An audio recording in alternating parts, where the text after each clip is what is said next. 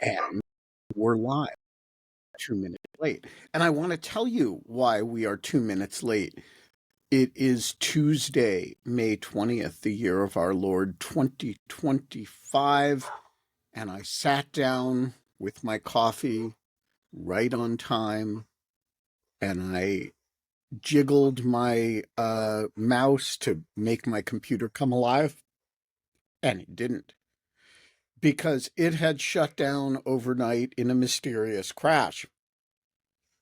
So, with 4 minutes to go and not at all panicked, I pressed the button to restart the computer, whereupon it restarted.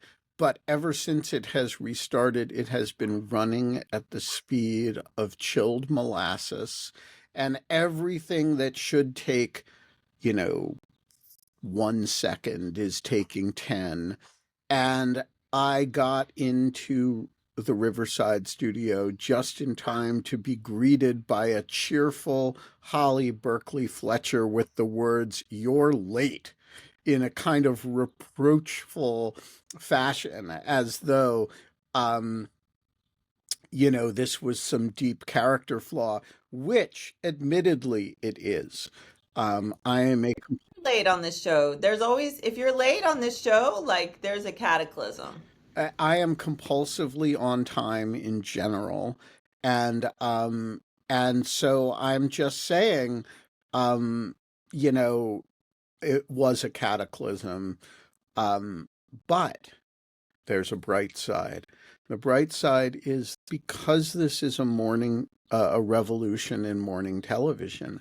One of the revolutionary features, of which there are many, is that I might not be on time. I'm usually going to be on time. I'm trying to be on time. You can assume if I'm late that it's because some terrible thing has happened. I've been stabbed or something, or my guts are pouring out onto the sidewalk, or my computer crashed, or I've been rushed to the hospital.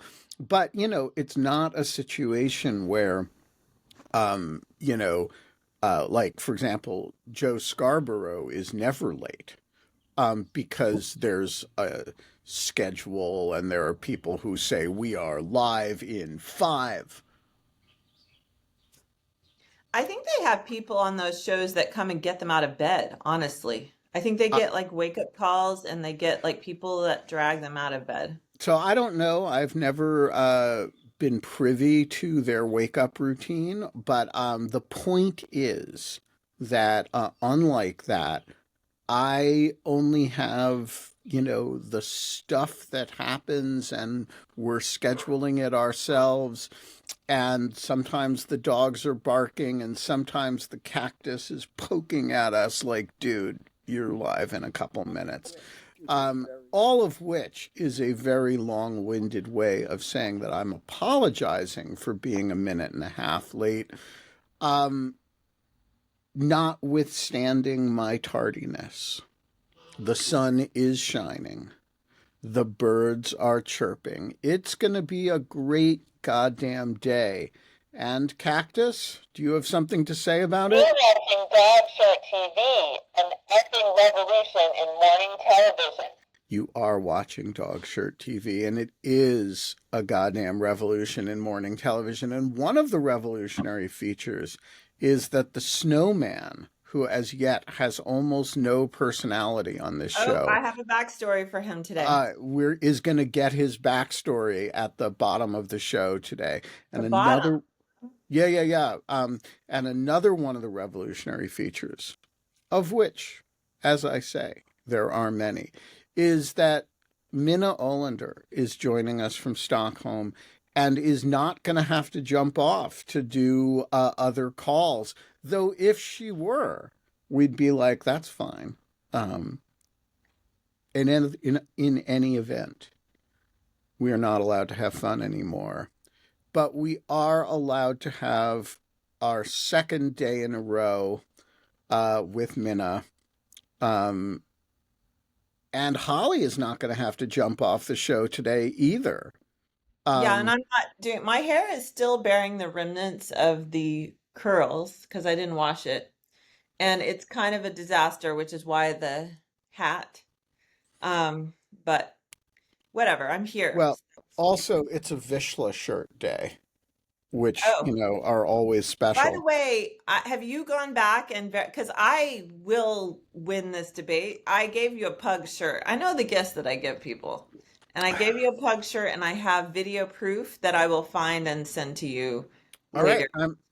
an internal investigation is ongoing. In fact, while Minna's talking, I will be listening to Minna, of course, and then I will also be searching for the video evidence that I gave you a pug shirt that you have now apparently misplaced. I would suggest maybe it's in your car because you drove home from my house. I No, gave no, no, you no, that no, no, no, brunch. no, no, no, no. No, no. No way it's in the No, car. anyway, we'll It find has out. been worn Find on out. the show. Minna, what Oh is no, on it's your been mind gone. this morning? Anyways, The snowman knows what it's like to be frozen. Let it go, Am I frozen? yeah, let you it were frozen go, let it for a while.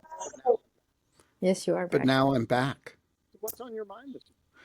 So what's on your mind Well, this it's morning, like Minna? afternoon in Europe now, and so I'm actually always having my It afternoon coffee is. here on the show, which like is the perfect time, like just after lunch, having your coffee. I'm actually having a good start into the week because there's so the EU just today adopted its 17th sanctions package on Russia, which was actually only expected to happen in June, I believe, originally. So we're a little bit like ahead of the schedule. And this means that I won a bet against a Polish diplomat who was much more pessimistic about this and was worrying that Hungary will this time actually derail this sanctions package. But there was actually not even much beef with Hungary, and it's been adopted now. And I won €5. So in this bet.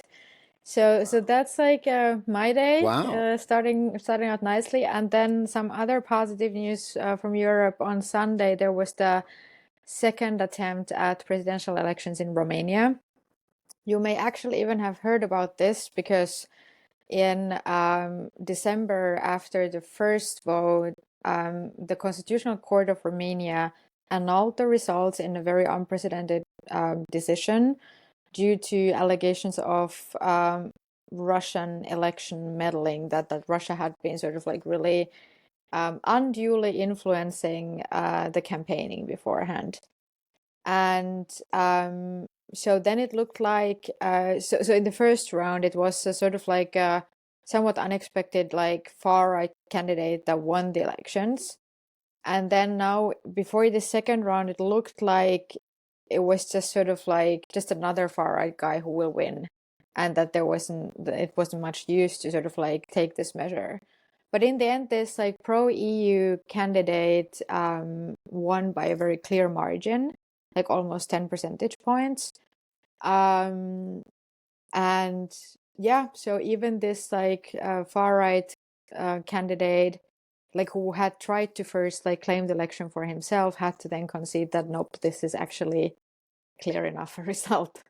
Plus that then also another thing that sort of was very positive about this whole thing was that the turnout at that election on Sunday was 65%, which may not sound high, but it was the highest in Romania since 1996. So not only this pro-EU moderate candidate won, but he also got quite a strong mandate. So I would say that things are like looking quite good this week. And the EU also announced that it's already working on the 18th sanctions package. And sort of the EU High Representative Kaja Kallas also quipped a little bit to the US, saying that now we expect the US also to like deliver on what was talked about regarding sanctions if Russia does not engage. Good luck with that. We Yeah, out I know, hungry but like I think that it now. was still a fair point that at some point a couple of weeks ago, I'm still old enough to remember that there was some talk about the US also potentially increasing sanctions. I remember that back in the Exactly. distant So back past. when Yeah, Trump wasn't super, Trump yeah, there sounded was this pissed moment, off and at. he like now like the Financial Times reported that he's just bored with the whole thing and wants to leave it like to the jurors to figure out. When did we have it last time with Obama? It didn't go well that time, but now I believe that actually Europe has what it takes to figure this out with Ukraine. But yeah, so So I'm actually down with the idea that the US quote walking away from the thing is fine, actually, as long as walking away means walking away. We'll never talk about it in a big way. We won't use language like as long as it takes or blah, blah, blah, but we'll quietly keep the aid spigot and the intelligence sharing spigot open, and we'll let Macron and Callas and uh, um, uh, um, you know, Radek Sikorsky make all the noise about supporting Ukraine. We'll just quietly keep doing it. I actually think that would be a fine outcome. I'm just not confident that that's what Trump means when so he the point says about walk this is that away. nobody in Europe expects that the US will keep up the support for Ukraine. Like this is literally not an expectation. So our best case scenario is at this point that Trump gets bored and forgets this thing and stops sort of like obstructing us or Ukraine, and that everybody can stop wasting their time in this ceasefire charade, which was never going to happen. Like, like if you read the press if you read the sort of like Russian reading of the phone call yesterday, if you read any comments in any European media on it, everybody's sort of like, okay, anyways, sort of like there's just it just looks pretty ridiculous to everybody on this side of the Atlantic, like including the Russians, unfortunately. And the thing is here that if the US, so what we are trying to do in Europe together with Ukraine is to make sure that the US keeps selling at least Patriots to Europeans and or Ukraine, so that like if Right, exactly so that replacement patriots. so what everybody's trying to avoid is to deliberately sort of like antagonize and piss off Trump to the extent that he would say no more weapons sales to Europe. I mean, obviously he's not going to do that, I think, because like, I mean, even JD Vance's tone changed after he got some angry phone calls from Lockheed Martin and others about Europeans all of a sudden actually starting to deliver on this demand to develop a European defense industrial base. So I think that there is still an inherent interest in selling to Europeans, but the question here has been, will the US maybe include some clauses that Europeans can't then like give the stuff to Ukraine? Transfer. So this is one thing that is very important because like Ukraine has done a really amazing job in building up their own defense industrial base, and thanks to this so-called Danish model. So Denmark started with this, namely that they just like gave Ukraine a lot of money, like they started like buying stuff from Ukrainian industry instead of like giving their own stuff because they run out of everything very fast. So they started sort of like buying equipment from Ukrainian industry for Ukraine, and this turned out to be a very profitable model because it brings investment into the Ukrainian industry, and this has brought like the cooperation that has been ongoing for a number of years now between European companies and governments and the Ukrainian industry has enabled Ukraine to start now producing, or like Ukraine has increased its own production to cover more than 30% of the kit that it uses at the moment on the battlefield. So there's a lot of stuff that Ukraine is much less dependent on its partners now. But there are some things that it can sort of like in the short term sort of replace, and one of those is air defense against missile threats. And there, like the Patriot air defense system has proven like really invaluable, and that's why like it's literally this one system issue to an extent to make sure that Ukraine cities can continue to be protected, and this is why it's like so important that that Trump at least won't sort of like block any transfers that Europe might do. So what we're hoping is that the US will keep selling at least to us, and then we can give it to Ukraine. Like nobody believes that the US is going to keep the aid flowing, and the Ukrainians don't believe this either.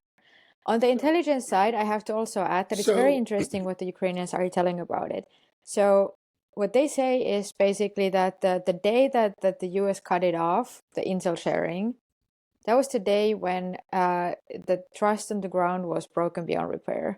And since then, so the Brits have been making a huge effort to like sort of compensate for as much as they can, and that the Ukrainians are also really sort of they've started using a lot of, for example, on satellite data, also like just commercial data, which is like very expensive. But if it's just money they need, that we have in Europe. And this is like why it's actually a pretty good place where like Ukraine and Europe are at in this like support scheme right now, because the more the support becomes financial in nature, the easier it gets for Europe, because like our biggest challenge was that we didn't have enough kit to give them, and like it was depleting our own stockpiles like very fast, and this was a big problem. And because ramping up the industrial production didn't go as fast as it should have. But the more the Ukrainians can do by themselves, and the more like solutions they find by themselves, and if we only need to give them money, that we can do.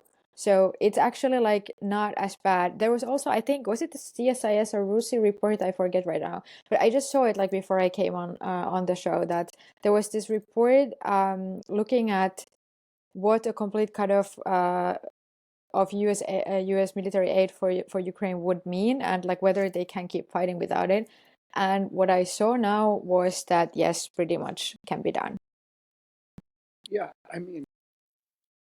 I mean, look, the since the Trump administration has taken office, the pace of degradation of the front has actually slackened. And, you know, the Russians are doing less well than they were at the beginning of the year. Now, that is not because the Trump administration has been helpful.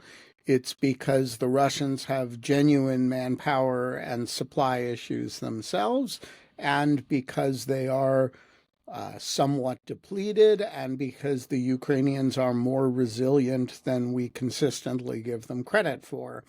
And because Europe has stepped up. And you put all those things together, and once again, the Ukrainians do tend to overperform. It matters a lot where on the spectrum of full cutoff to fully remain engaged the U.S. remains, particularly, but not exclusively, on the allowing secondary transfer of sales to Europe, these end user agreements on particularly air defense weapon systems, but also other stuff. And there is still day-to-day intelligence sharing that is important for Ukrainian targeting, that is important for all kinds of things. And there is also a whole bunch of weapon systems that the Ukrainians need spare parts for, particularly F-16s. And, you know, ultimately those can only really come from the United States. And so where Trump falls in walk away from this, what precisely it means, fortunately, as you say, Minna, matters a little bit less than we thought it might, but it does matter. And I think, you know, the Ukrainians know this, which is why they are so keen to posture any failure of talks as not a function of their intransigence, but as a function of Putin's, which is, of course, Putin makes it easy to do that. But you know, Trump's infatuation with Putin is something fierce. And, you know, you can have a remarkable degree of intransigence from Putin that Trump then seems to write off as something else. And, you know, I will leave it to others to speculate as to why that is. I merely observe that it is the case. But yeah, I will share your rah-rah for So Europe this just week. to comment briefly on that, I'm really curious to hear also Holly's thoughts. But so basically, when you look at what the US administration is saying about Russia and this normalization of relations and trade and like economic opportunity and whatnot, this only makes sense if you sort of interpret it as the Trump family business looking up to Russia, because like Russia is governed by a mafia family and they would like to be as cool a mafia family as they think that the Putin and his system is. So because like there is literally no economic opportunity in Russia for the US. However, there is opportunity for personal enrichment for the Trump family.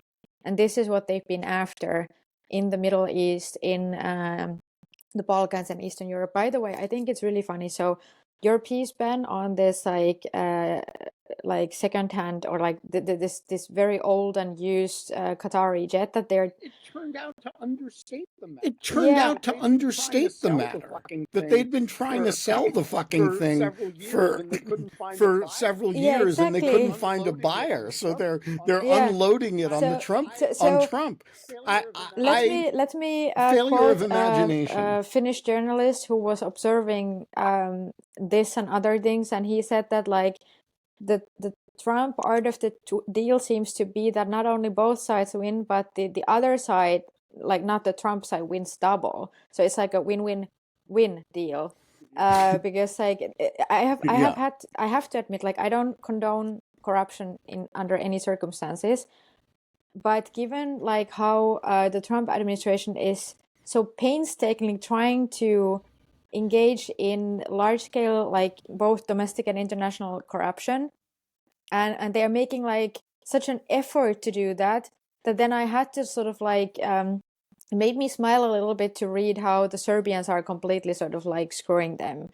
Like they are definitely having this kind of win-win-win situation there. And the funny thing was, for example, when there was this whole rumor that Elon Musk had offered $20 billion or something to the Serbians for like stopping their EU integration process, that would have been a golden opportunity for them to take the money and carry on. I mean, there would have been literally no reason for them to stop playing sort of like both sides. So I think that it's interesting sort of like, and also when I think about like some Trump towers that exist today, like for example in Azerbaijan or elsewhere, like I mean, I'm very curious to see what comes out of these deals, because like it's not exactly a commercial success, at least in Azerbaijan. So as far as I know, so I'm sort of like curious to see where this goes, and I have started to like try and see whether this logic can somehow explain also the interest in Greenland. Like, do they think that this is the way for them for the Trump family business to get a share of like some rare earths and minerals there, or like because like there would be so many smarter ways to get what the US legitimately can want in Greenland, but like none of what they are doing is the way to get that. So yeah, You are wildly overthinking. I know we this, all Minna. are in Europe. We're just like, it's so hard to accept like that there is no point in anything, you know? I don't know. I think corruption, the Trump family's corruption is as good an explanation for anything. I mean, I think I kind of. I'm not dismissing corruption as the explanation.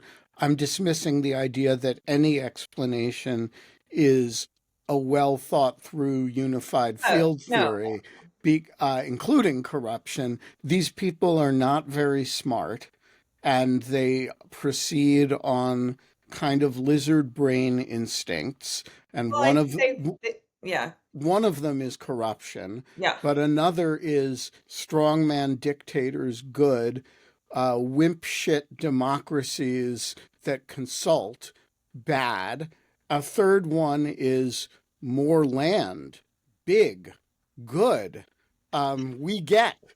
um, and you have to think. Frozen land. I don't know. It's okay. There's land Well, underneath it, and on a map it looks big, and that you know, and you have to think more like your inner 5-year-old. That's the no. way these people think. It's just rapacious greed and me, and nothing else, and none of it is well thought through. Yeah, no, There's no plan. I wonder though, like maybe I mean, we get glimpses of kind of the other side of the equation of like other countries dangling, goodies. But I wonder if there's more that we're not seeing that explain. Like, I mean, I feel like they follow it's like the red, cape in a bull, in a bullfight. I think they like follow the goodies. Like if you offer me, then I'm interested. Now I'm interested. I mean, they even briefly, although I've kind of lost the thread on this, they even briefly engaged on the Congo Rwanda conflict because Congo very smartly offered them mineral concessions, which, by the way, it's kind of not a real thing because we don't have a national. I mean, I guess there's mineral concessions, but again, U.S. companies are always, they can always bid on concessions if they want. I don't think they're that interested in mining in Congo, but that's a separate thing. But I think the corruption thing is as good a explanation as any. No, corruption is a big part of the explanation, but the idea that things are being planned out Oh for no, they're corrupt following reasons the goodies. They're following the goodies. Yeah. There's no plan. No, they're following. These But on are the Russian front now, that they have been getting money. I mean, we know that, right? By their own admission. I mean, they have gotten Russian money for many years. Well, by selling condos Yeah. in Trump Towers, but not. I mean, I don't think loans. They've gotten loans. Yeah, I don't think they're invested in Russian Russian industry right now. I think they would probably like to be, but I think they just look at it as big pot of money restricted by sanctions. We could get some. So let me ask you guys like this 2-hour conversation with Putin that he had, was it yesterday? Tell me about what you think is on the Putin side of things. Like what's Putin's sort of game or strategy in that? What is Putin doing in that phone call? Is Putin enjoying the phone call, or is it like, this is a waste of my time? Or does he? No, it's definitely not a waste of his time. I mean, he's getting something very tangible out of it, which is extending this period in which the United States is not doing anything. And he's just like playing with him for 2 hours, which is, I mean, that's fun. But it's more than 2 hours. There's a negotiation going on. And through that whole time, we take no action. We treat the two parties as though, Minna and Holly are fighting. And oh my God, we just can't figure out. They should learn how to get along. It's all Minna's fault. Yeah. It's, anytime the United States is playing the both sides and marginalize or trying to marginalize Europe, this is a huge win for Putin. Yeah, for sure. The other thing I was going to add, and then I'll throw it back on, is thanks to Nastia in one of her recent newsletters, Yours Ukrainian. Subscribe, everybody. Posted a link. You can give directly to the Ukrainian military, and she posted a link to that. So I was gonna do my next tranche of Ukraine flags art to the Ukrainian military. Excellent. So I just wanted to add one more thing to this, because like we in Europe are like trying to see, like, this is why I said that, like, to me the most consistent explanation for the actions of this administration so far has been this like personal enrichment. Like that seems to be something that they're actually consistently sort of doing, like when you look at what like Eric and Don Jr. are up to. And so then when we are in Europe trying to figure out, like, is there any way to find some kind of a pattern and explanation so that would like sort of help us to know what's going to happen next week, so that we would have some sort of an expectation security, more or less. And I think that one thing that has been remarkable over the past couple of months has been that this Trump administration has clearly overestimated their coercive power, like pretty much in everything that they set their minds to. So Domestically and internationally. I mean, domestically, I and don't know. Like internationally. a lot of people seem to have caved, which I don't quite understand. But like internationally, return to that in a moment. yeah.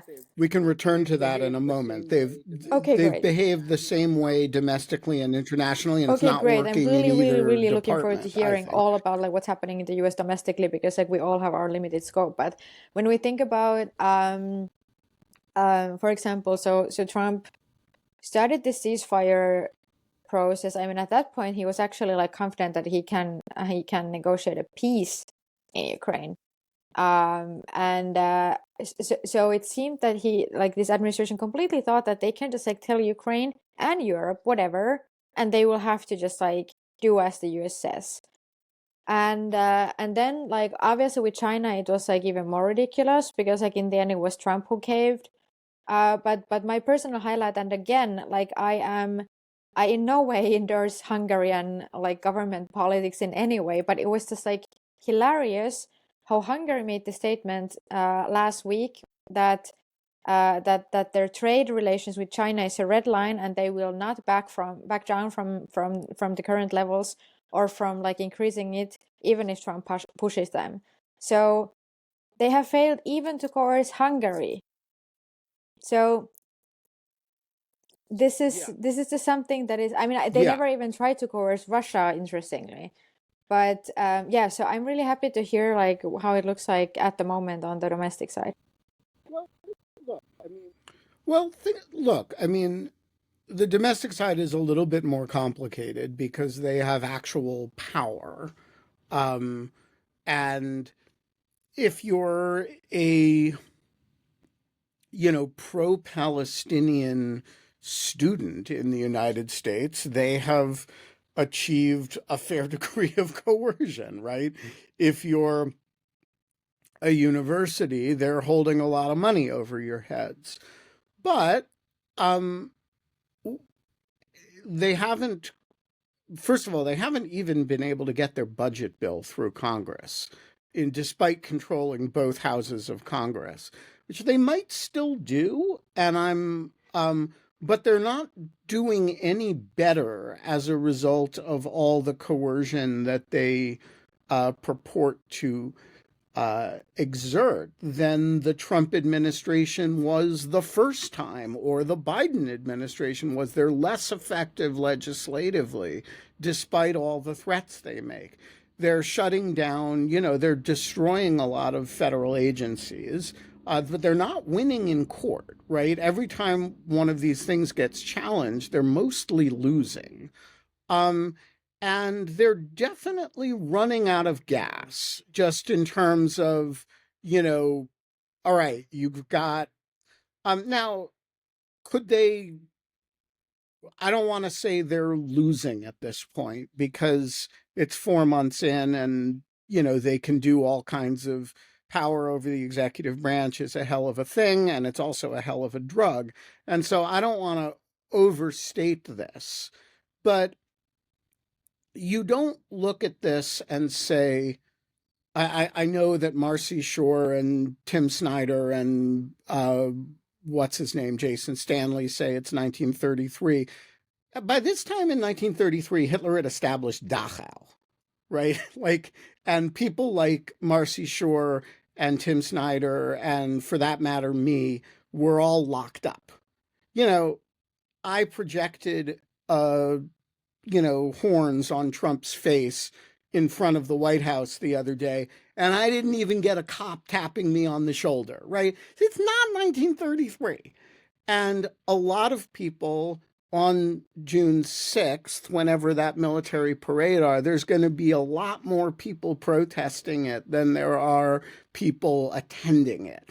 And so I don't look at this situation and say, you know, Trump's coercive pressures domestically are a whole lot more effective than his coercive pressures uh, overseas, except in the sense that when you're dealing with sovereign countries, there's no equivalent to the sovereign country who's, you know, an immigrant whose visa you can revoke, right? Except like maybe El Salvador, right? Which, you know, Trump has been effective in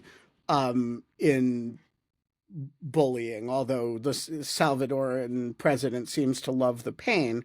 But you know, the like I'm not sure that there's it's look, it's too early to tell. We'll feel differently about your point if the United States actually invades Greenland and takes it from Denmark than if saber rattles and then we have, you know, a change in administration at some point and, you know, Greenland marches on. And we'll feel differently about my point if, depending on how things look in 2 or 3 years. But I don't look at this and say, this is working for him. Why am I wrong, Holly? No, you're not wrong. I would just say on the domestic front, which could then have ramifications on the international front. I feel like I mean, I don't know, you're the legal expert, but I feel like what Trump in the courts, the whole battle back and forth has been sort of a, you know, it's everything is so sliced so thin, it's hard to determine like, okay, this is the decisive ruling where they can't, you know, they said you can't do, and then he does or doesn't do it. I feel like if we do get to the point where he decisively violates a Supreme Court order and the Supreme Court is unable to do anything, and he basically, if he gets away with that, then I feel like we've crossed kind of a Rubicon, because then he can just keep doing whatever. Then he knows he can do whatever he wants. And See, I actually don't think that's right. okay, So let's say he violates a clear Supreme Court order, which he kind of already has. he kind of has, but it's sliced so. It's sliced thin and it'll get sliced. But then it's really unpopular to violate Supreme Court orders. And so people take it out on him in the midterms and elect a lot of Democrats. So, I don't What's that? think he cares about that. No, but the power system cares about that, right? The question of how much power he has to effectuate authoritarian instincts cares very much. How many, you know, who's Does in he? control? Sure, because it's got to appropriate money for him. And so Again, he's ignoring Congress. Like, does he? He's already ignoring Congress. Congress hasn't told him he can't spend money on things he wants. Well, but I mean, he can just, like, I just saw a thing in the Post today. He's reapportioning aid money that was appropriated to aid, and he's going to use it to deport maybe Ukrainians. Yeah, look, if Congress, you know, that's going to be subject to litigation, which will and forever. So look, my point is not that we're out of danger or we're not in danger. That's not my point at all. And I don't take Minna's point to be internationally that we're out of danger. My point is that that the same effect that you're seeing internationally, which is that, boy, this guy is really scary for a month and a half. And then, maybe not that scary. We're actually okay. Maybe we're going to take some hits. It's going to be hard, but, you know, we're going to lose USAID. That really fucking sucks. But we're going to trudge along, or we're going to lose the United States from NATO, maybe, but we're going to trudge along and we're not going to disappear as a result. I think there's something very similar happening. Oh, I have a question if Minna. I have a question if Minna's still thinking about her next point. On the Ukraine aid, Ben, help me out here. Is that part of this budget negotiation or not? No, the budget is all, Ukraine aid is done as a supplemental, Okay. And when is that always. up again? Like, when is that going to come up again? So they have not asked for another one, but they're also haven't depleted the last one. And so far it's a matter of, the spigot is still on. And the question is, for what and at what level and how long will it last? And I don't know the answer to that question. Minna? Yeah, so that's like Minna? really encouraging to hear because like obviously, so my impression has been so far that that this administration came to power with like quite a detailed plan how they want to wreak havoc sort of like domestically, and that they had the like Project 2025, if that was it, or something else. But in any case, like the people sort of like knew what they wanted and had at least a concept of a plan, like how to get it as well. So Some did. yeah, so Some did. So like there are definitely some people around Trump, particularly Russell Vogt and Stephen Miller, who have a plan. But the thing about Trump is that he defies all plans. And, you know, and by the way, their plans are super brittle. They haven't thought about, okay, what do you do when you plan a birthright citizenship order and you're going to take away birthright citizenship from all these code Hispanics who were born here. And then the Supreme Court says, no, I'm afraid you can't do that. And we're going to deport a whole bunch of people under the Alien Enemies Act. And the Supreme Court says, are you fucking kidding me? And by the way, it doesn't say it like 5-4. It says it, 7-2 at least. And you pick fights with a bunch of individual district judges, and irrespective of who they are or what party appointed them, they're like, sorry?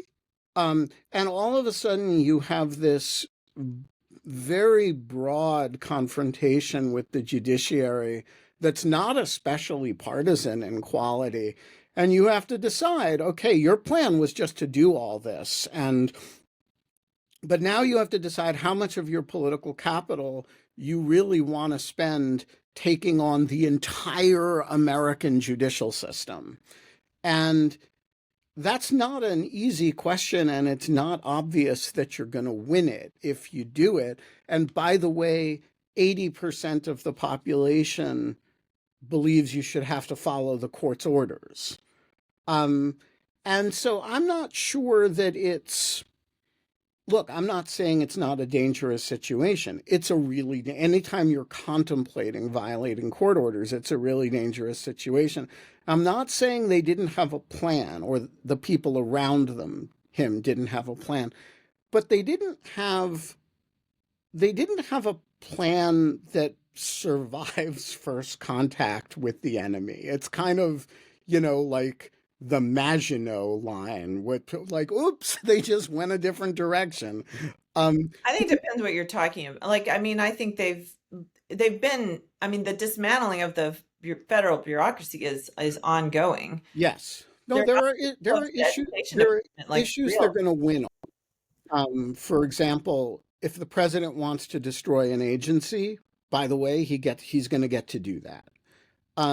Number two, this is the substantive issue they're going to win on, is all the independent agencies can the president fire people from? And the answer is going to be yes. But all of that is more about the destruction of American government functionality than it is about authoritarianism, frankly. I think it's the same thing, though. I mean, this is what authoritarians do, is they go after the civil servants and the elites and they consolidate power. Yeah, but what's the mechanism by which you consolidate power other than by co-opting the government? I mean, once you've co-opted the government, you can more easily pursue whatever, agenda. I mean, I think I don't know. They put two total incompetents in charge of the FBI, and they're out giving press conferences apologizing for not being able to validate but they've conspiracy also theories. shut down the public corruption division, and so that's, they've shut But down the civil rights division. but shutting down divisions is not deploying them against your enemies. It doesn't actually increase your power, except the power to not do things. Well, but that is a power, because then your people can do more. They can get away with more of what they want because nobody's going to prosecute them. I would be interested to, for one of the comparativists who's spent Stephen Levitsky or whatever, who's studied, authoritarian power rises, how many of them incapacitated government? That's not the Mussolini playbook, right? Get into power and make government less functional. Get into power and, tear down the institutions by which government does things. It's a very weird I think play for somebody who wants they a. kind of did that though, didn't they do that? They really dismantled the government, and then it took time, but they put in like cronies and things like that. I'm sorry, who? Venezuela, Chavez. I don't know the answer to that. I'm pretty sure he, again, for a time, the government may be incapacitated, but again, I don't know that the Justice Department, I mean, they're investigating enemies. I mean, the Justice Department may end up, they've arrested a judge, they've arrested a couple of judges.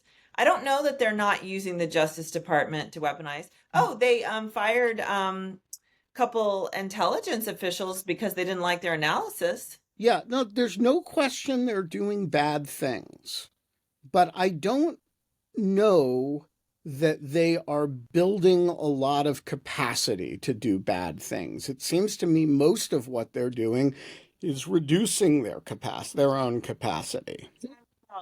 Yeah, I think time will tell. Just like, by the way, in the international arena, you say Europe needs to build up its own forces, and then you're just shocked when Europe's like, okay, we guess we should build up our own forces. Maybe we shouldn't buy American products to do it. I don't know that you need a lot of. I think you can do a lot if your agenda is a narrow, sort of focused agenda. I think you can pursue that with a more limited capacity as long as it's ideologically controlled. So look, I'm not saying you're wrong. I'm really not. Because you would not say that, because I'm not saying it's not dangerous. I'm just saying there's a similar effect to what Minna is describing in Europe. And I think in both cases, it's going to take a few years to figure out which instinct is right. On that now, so my point was sort of that my impression has been that they had some ideas what they want to do domestically, but much less so in terms of foreign policy, in the sense that like they had this like Trump had said some unrealistic things, like that he will end the war in Ukraine in 24 hours, but that was sort of it. And that a lot of people in this administration don't seem to be like very interested in and knowledgeable of foreign affairs. So they have sort of like gotten embroiled in a mess of their own making. And I find it fascinating sort of like how, for example, like there's clearly this wish to like completely disengage from the role of the world police, But on the other hand, then like everybody's taking that, like all kinds of rogue actors are taking that as a green light to do whatever they always wanted to do. And then you have all these like conflicts like flaring up here and there. And in the end, the US gets dragged in as a firefighter then, maybe not as a police, but as a firefighter. Because like if your proclaimed like slogan is "Make America Great Again," there's also like limited ability like that comes with that to just like completely withdraw and disengage from such processes, because it looks weak also to your own base. So this is sort of the impression that they're making in terms of their foreign policy, at least. And I'm very glad to hear that they're getting into like similar problems domestically. Yeah, it's very similar. Yeah, it's very similar, but the modality is different. And if you portray yourself as all powerful, you can't lose votes in Congress.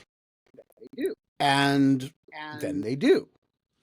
And if you portray yourself as, we're going to disengage from the world because, we're not the world's policemen, and then India and Pakistan start, attacking each other, and you say, this has nothing to do with us, we're staying out of it. Whoops, you guys have nukes.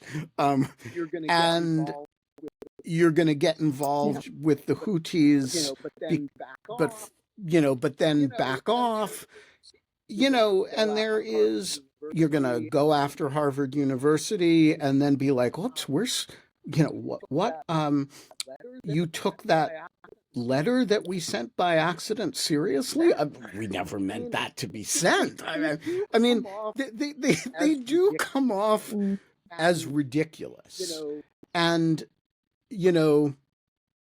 as the guy in The Godfather says, and a man in my position in life cannot be made to look ridiculous. You're 4 months into this and you've made yourself look ridiculous, and over and over and over again. And the question is, can you bombast your way out of that? And count me skeptical, both on the international front and on the domestic front. The question that I don't know the answer to is, what do you fall back to?